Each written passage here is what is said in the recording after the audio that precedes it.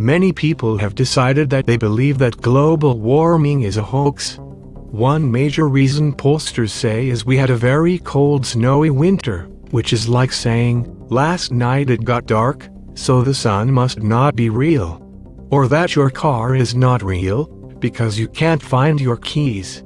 Amazingly, now the British don't believe in global warming either. I thought they were smarter than that.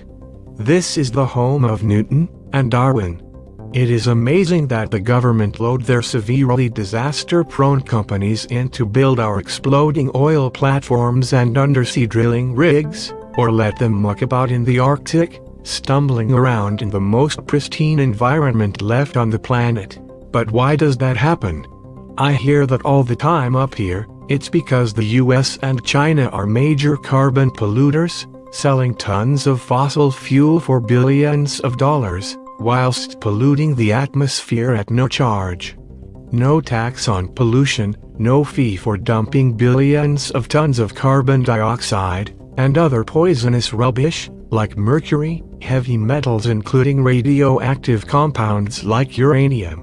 You could run a nuclear power plant by capturing the uranium that companies spew in the air which you are breathing in every day, basically from burning coal in old power plants.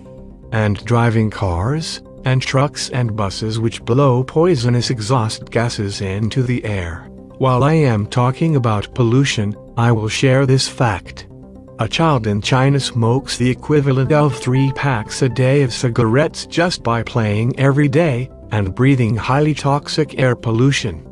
Don't get me started on water pollution or land pollution, or oil spills etc. etc. This is a common fallacy, the idea that something is true because great numbers believe in it, even though 99.9% of scientists are 100% in agreement.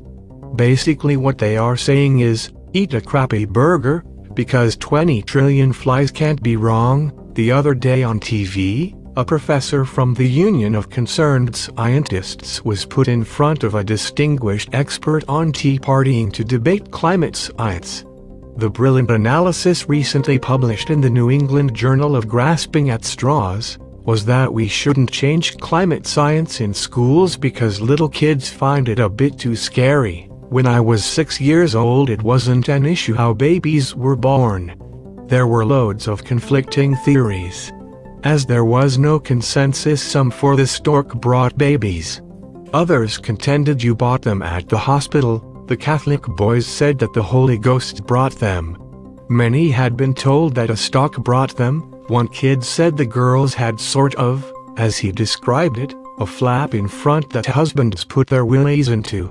This seemed the least likely. Yet by the time we had all reached age 11, even though no one could say if anyone had actually seen the flap, the consensus of opinion was overwhelming for the willy into the flap theory. Speaking of fantastic theories, no one proposes immediate military action against Iran, except for predicting an instant response. But if we did take action, apparently, the Hoax are saying the Iranians will thank us for interfering. How do they know that? They are guessing.